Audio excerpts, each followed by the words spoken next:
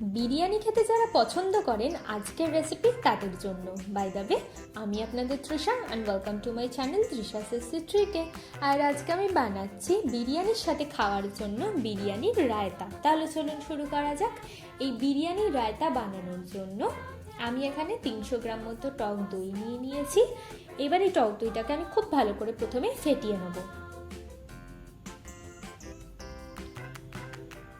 টক দই ফেটানো হয়ে গেলে এবার এর মধ্যে দেবো একটা পেঁয়াজের কুচি, দেবো একটা শশার কুচি, একটা টমেটোর কুচি, অল্প একটু দেবো লেমন জেস্ট, দিয়ে দিচ্ছি একটা কাঁচা লঙ্কার কুচি, 2 চামচ মতো দেবো চিনি, এটা অপশনাল, আপনারা না দিতেও পারেন।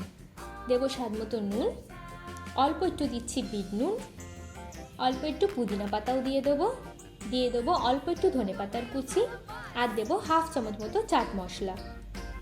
এবার এই সব কিছুকে আমরা খুব ভালো করে মিশিয়ে নেব।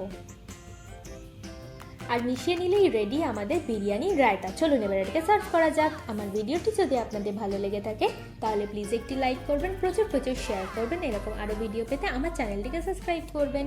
টাটা।